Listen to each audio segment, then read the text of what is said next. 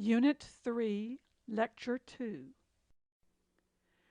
In his book, A New System of Chemical Philosophy, which he published in 1808, Dalton proposed something dramatic.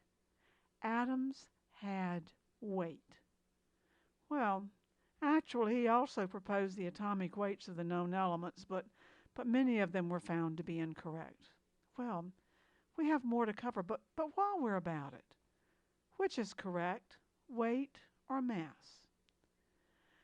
In looking at this, you have to understand we use the terms interchangeably, and we use them interchangeably because scientists often refer to weighing out things, and when we weigh out something, we get a weight. And this is a historical convention. Of course, we now distinguish very accurately with mass. So you may use the terms interchangeably. You will find some people, though, who are making the conversion to mass. Now let's determine formulas from percents. To a chemist, percent means percent by weight. Okay, percent by mass, unless otherwise indicated. For example, if an alloy is 12% silver, this means a 100-gram sample of the alloy contains 12 grams of silver. That's right. Consider sodium carbonate. The percent of sodium is expressed as 2 times 23 over 106. That's the weight of Na2CO3. Times 100 tells us then that the sodium is 43.4% of the mass of this compound. So how would the percent of carbon be expressed? For the carbon in Na2CO3, we take one atom of carbon, which is 12, over the total weight of 106, times 100 is going to give us 11.3%. Now we only have left to find the percent of oxygen. And what is the percent of oxygen? Well, there are a couple of ways to do it. Probably the simplest is to take the 100% and subtract from that the 43.4%, which is the sodium, plus the 11.3%, which is the carbon, leaving us with 45.3%, which by default must be oxygen. Or you can do it the same way you've done the others. Take 3 atoms of oxygen at 16 each over the weight of the entire thing times 100, and that also gives 45.3%. Now we want to look at empirical or simplest formulas. The empirical or simplest formula gives us the smallest whole numbered ratio of elements present. Let me give you an example. Suppose we're looking at sugar, C6H12O6. Now that may be the molecular formula or the true formula, but is it the simplest formula? And the answer is no. The simplest formula is CH2O.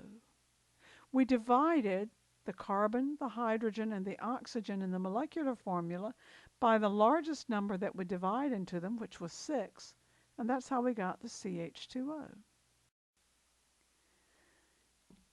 Determining the simplest formula is simply a matter of finding out the smallest or simplest ratio of atoms present. And there's an easy way and a hard way to do this. Let me show you the easy way.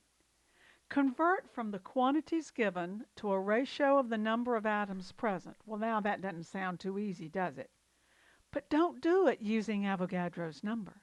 Don't do it using 6.022 times 10 to the 23rd. Instead, get to moles first. Go directly to moles. After all, moles are numbers. For example, here's a problem. We have a sample of iron containing 34.97 grams of iron and 15.03 grams of oxygen. Let's find the formula. Well, we start with iron. 34.97 grams of iron times 1 mole over 55.85 grams tells us that we have 0.6261 mole iron. And the oxygen? Well, the oxygen is 15.03 grams times 1 mole over 16 grams. Remember, It doesn't matter whether oxygen is diatomic in this case. We're not talking about the oxygen that occurs naturally in the air. We're talking about the oxygen in a compound of iron with oxygen. So use the atomic weight. And that's going to give us 0.9394 mole oxygen.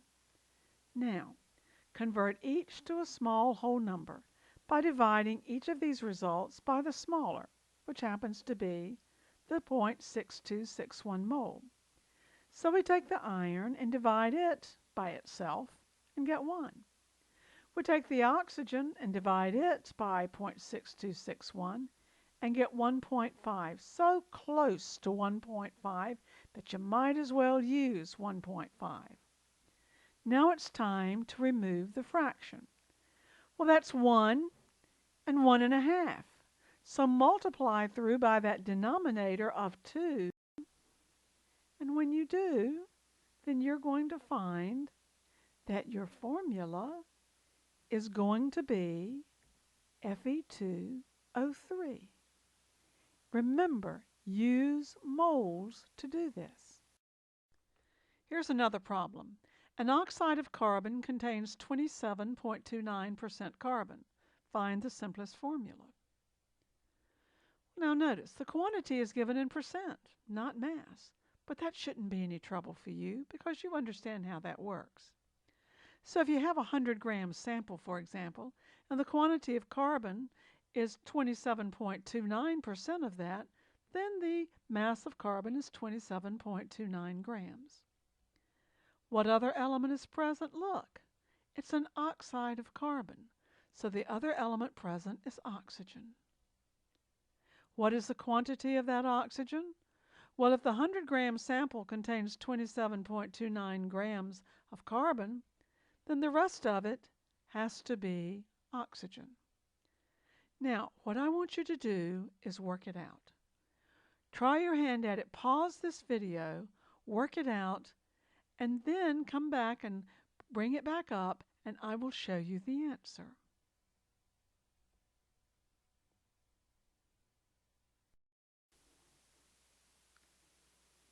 Here's another one to look at. A 3-gram sample of a hydrate, sodium sulfate, with an unknown number of water molecules, leaves a salt residue weighing 1.59 grams after heating. How many water molecules are present in the formula? In other words, what is the value of Y? Now, you've got a 3-gram sample of the hydrate, and the salt residue weighs 1.59 grams. How are you going to do this? This is a classic case of an easy way and a hard way. Let's do it the easy way. The key to solving it is keep it simple. And how do you do that? We know the formula for the salt, and we know the formula for the water, so leave them alone. Don't break them down. Treat them as if they were elements. Treat the salt as if it were an element with a, quote, atomic weight, end quote, of 142.01 grams per mole, which happens to be the weight of Na2SO4. And treat the water as if it were an element with an atomic weight of 18.02 grams per mole. Now, can you work it out? Here, why don't you stop the video at this point? Why don't you stop the video and give it a try? And I'll put the formula up when you get done, and you can look at it to see. Well, when I work it out, I find out that I have 7 water molecules. You need for me to show you how I got that? Okay, here, let me show you how I got it.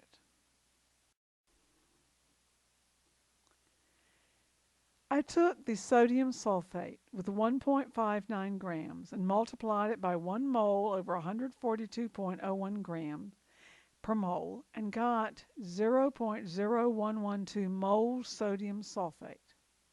And for water, I took the 1.41 grams, multiplied it by 1 mole over 18.02 grams, and found that I had 0.0782 moles. Well, I know the ratio, but I'd like to do it in whole numbers. So I'm going to take the sodium sulfate, 0.01, the 0.0112 moles, and divide it by 0.0112 moles. And when I do, I'm going to find the sodium, I'm going to set the sodium sulfate then as being 1.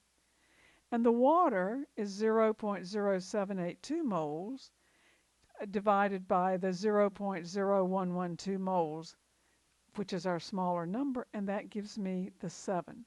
So very close to 7.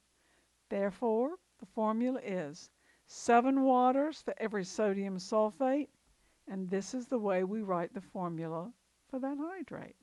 Got the idea?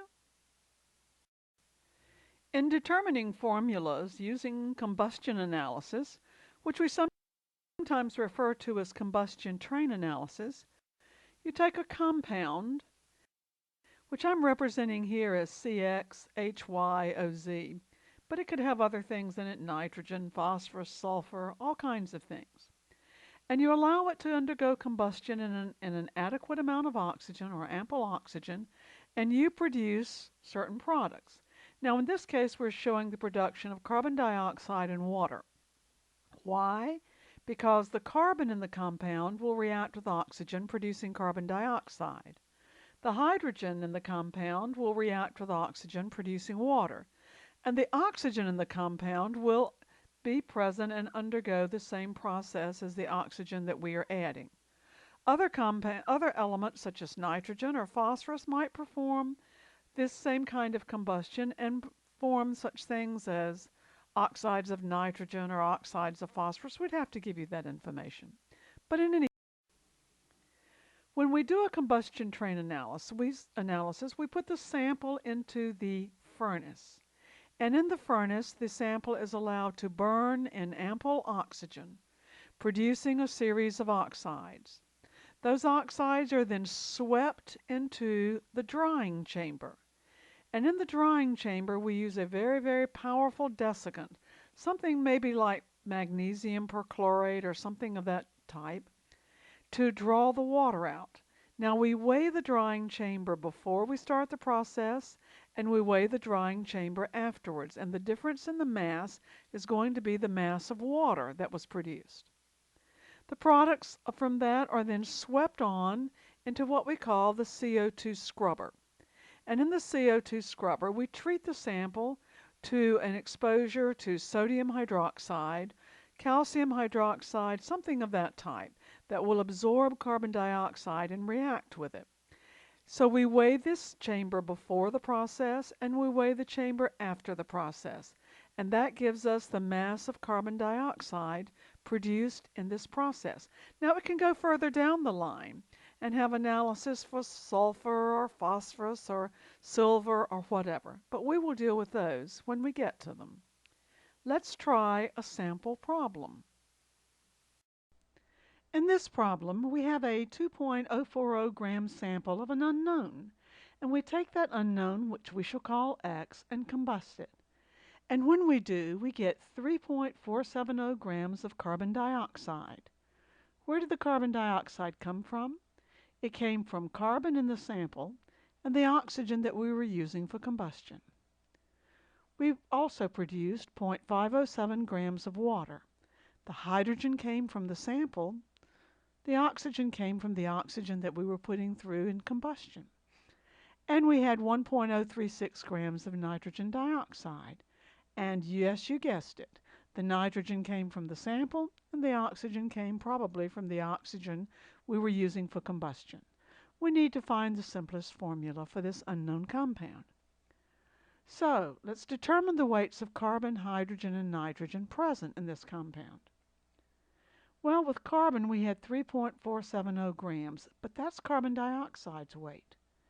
Of that, 12.01 grams for every 44.01 grams is carbon. In other words, we take the atomic weight of carbon, put it over the molecular weight of carbon dioxide, and that gives us the fractional amount of carbon and carbon dioxide. Multiplying that by 3.470 grams gives us 0.9469 grams of carbon. Hydrogen we find by taking 0.507 grams of water, multiply that by 2.016 grams of hydrogen in every 18.02 grams of water. Again, that's the weight of 2 hydrogens over the weight of water. And when we multiply that by 0.507, we get 0.0567 grams of hydrogen that came from our original sample. Nitrogen, we do similarly. We take 1.036 grams of nitrogen dioxide and multiply that by 14.01, the atomic weight of nitrogen, over 46.01, which is the molecular weight of nitrogen dioxide. And that tells us that in that original sample, there was 0.3155 grams of nitrogen. Now, add these weights up, and what do you get? Well, when I added them up, I got 1.3191 grams. Well, that would be fine, except for one thing.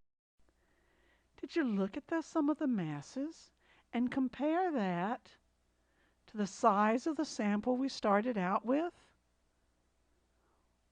Wait a minute, the sample we started out with weighed 2.040 grams. And when we add these masses up, we get something significantly less. What are we missing? And the answer is we're missing oxygen. Remember that oxygen has to be determined indirectly, and it is determined by what we're missing here.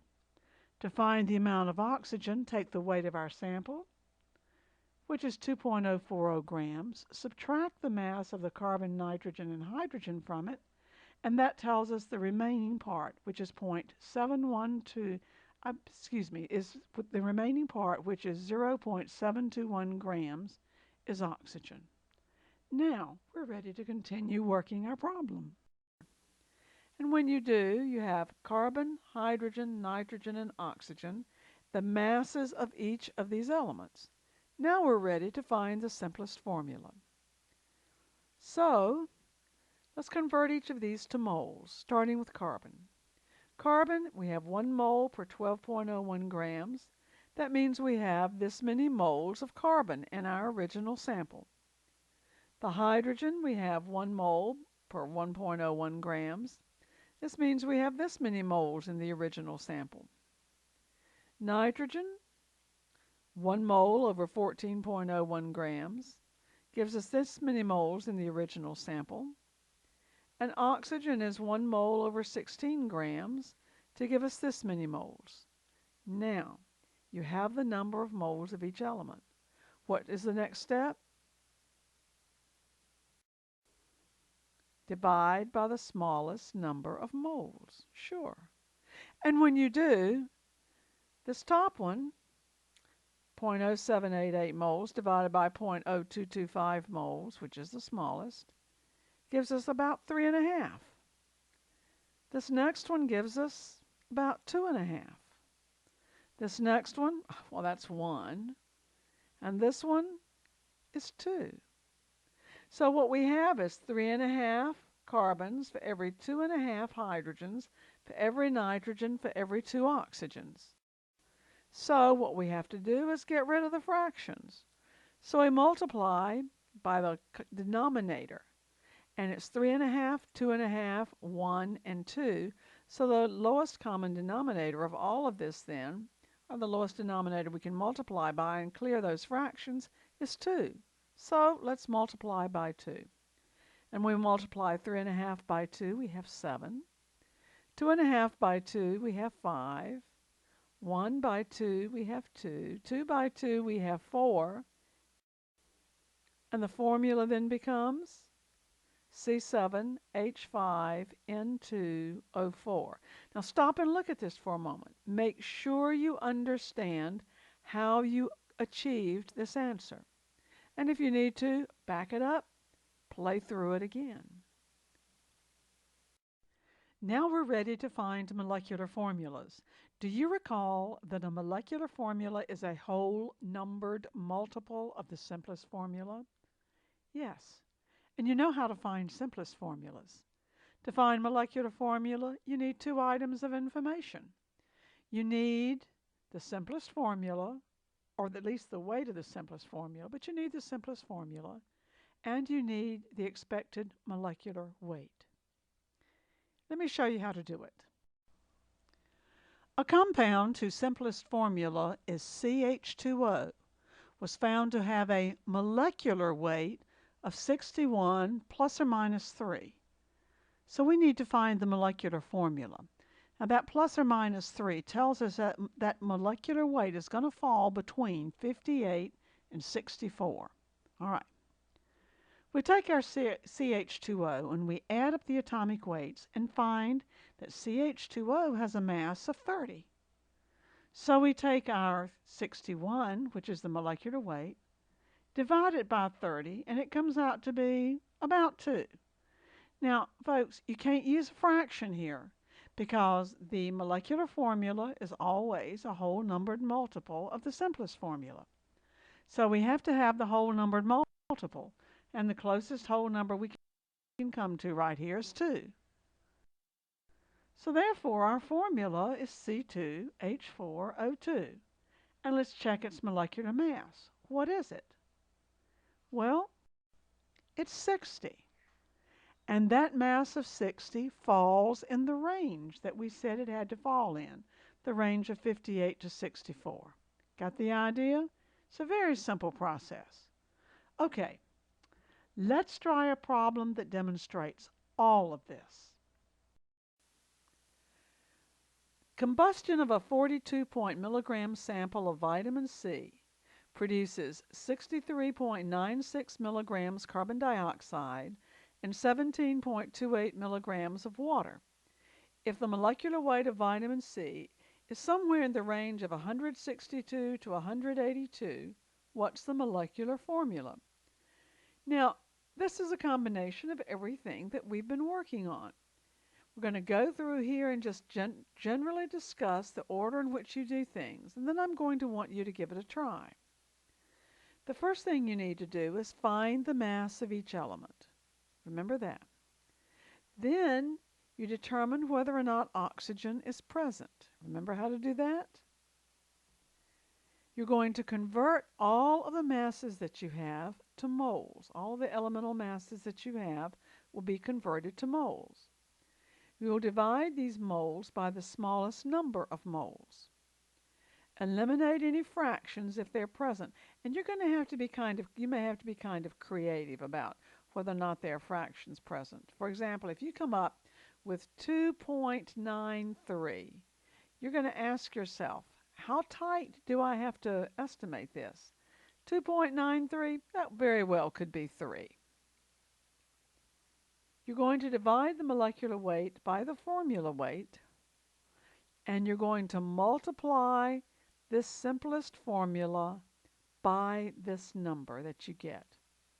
All right, now I want you to stop this presentation and try your hand at this.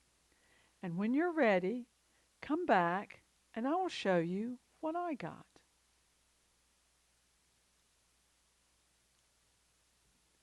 When I worked this through, I found that the formula is C6H8O6. That is the formula for vitamin C. You may need to go back and review how to do some of this in order to get this to work out right. And this will be a test of your ability to look at those numbers and kind of play with them to see which way the fraction should go. Let's go on. We're now ready to begin a section on calculations from equations. And in this, we're going to talk about balancing equations, simple stoichiometry. Now, stoichiometry refers to calculations from balanced equations. And then we'll talk about multiple equations or problems that have multiple equations. Let's begin with balancing equations. Now, I know you've been balancing equations since you were in middle school. But sometimes we can get into some that are a little bit hairy here. And I'm not talking about equations that have to be balanced using oxidation reduction techniques. I'm talking about equations that are to be balanced using inspection. And let's give you some rules to make it orderly. Balance your metals first. Balance your metals first. Then you balance the nonmetals. But when you balance the nonmetals, as a rule, you leave nitrogen, oxygen, and hydrogen until last in that order. It's amazing how this will simplify things. If a hydrocarbon is involved, put a 2 in front of that hydrocarbon. And then balance hydrogen before you balance oxygen. We'll give you an example on this. Clear out any fractions if there happen to be fractions present, or if it's possible to reduce the equation, reduce it. Well, let's try some. Here's a reaction of calcium chloride and sodium phosphate. Let's begin with calcium. There's 1 calcium on the left and 3 calciums on the right. So we need 3 calciums on the left. So we place a 3 there. Now notice, we couldn't put it as a subscript. We had to use it as a numerical coefficient. Well, let's balance sodium. There are 3 sodiums on the left, 1 on the right, so we need exactly 3 sodiums on the right. Well, that kind of messed up chlorine. So let's have a look at chlorine. There are 6 chlorines on the left, and there are 3 chlorines on the right. So we're going to have to double the 3 chlorines on the right. And when we do, we come up with 6 sodium chlorides. This means that we've made some changes in our sodium. See? What happened to sodium? When we doubled the chlorine, we had to double the sodium in the process. This meant we had to come back and correct the sodium. Now, look at phosphorus and oxygen. Well, I have 2 phosphorus on the left, 2 phosphorus on the right. I have 8 oxygens on the left, 8 oxygens on the right. So yeah, phosphorus and oxygen are fine. And if you check it over real quickly, you will notice that the equation is balanced. Not a problem. We'll try this one. What are you going to do? Well, we have 1 lead and 1 lead. That's looking good. And oxygen? We have 3 oxygens on the left and 2 oxygens on the right. Well, instead of starting to juggle numbers back and forth, if I have that oxygen from water and I only had one of the oxygens from the O2, I'd be balanced, right? Yeah, so let's put a half there. Now it's balanced. Doesn't that look good? 1 lead, 1 lead, 2 hydrogens, 2 hydrogens, 2 oxygens, 2 oxygens, yeah. But you can't do that. You've got to clear out the fraction. Now, it's perfectly acceptable to use a fraction in the balancing of an equation, provided you clear it out. So clear it out. How do you do it? Multiply everything by 2. And when you do, you multiply the lead by 2. You multiply the water by 2. And 2 times a half is just going to give you 1. And then we multiply this product by 2. And how about it? 2 leads, 4 hydrogens, and 4 oxygens. Yep, I believe the equation is balanced. Now, here's an equation involving the combustion of a hydrocarbon. Let's see how to do this. Well, I'm going to do it the straightforward method first. I have 8 carbons on the left, and I have 8 carbons on the right. Okay. I think I will go ahead and balance hydrogen. I have 18 hydrogens on the left and only 2 on the right. So what should I do? Yeah, let's use a 9. Okay, now let's balance oxygen. I have 2 oxygens on the left. I have 16 plus 9 is 25 on the right. Why don't we then put 12 and a half here? See, now it's balanced, isn't it? Yeah. Is that acceptable? Of course not. What do you have to do? You have to clear the fraction.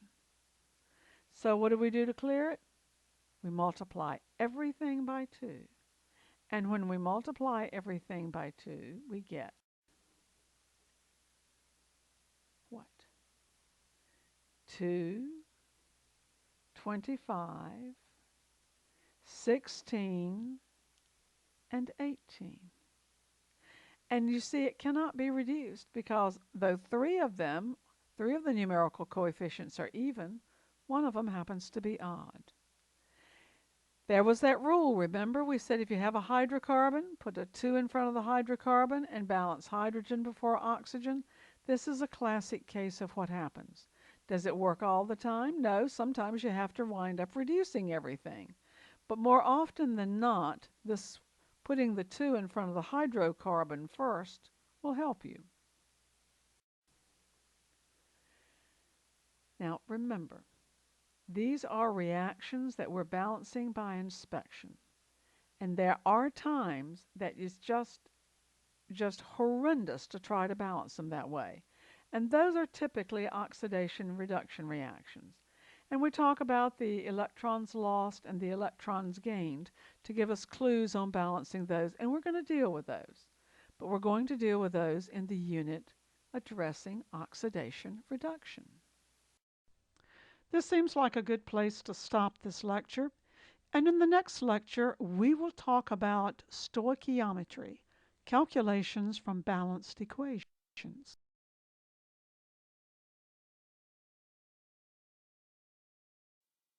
A better way to teach and learn chemistry.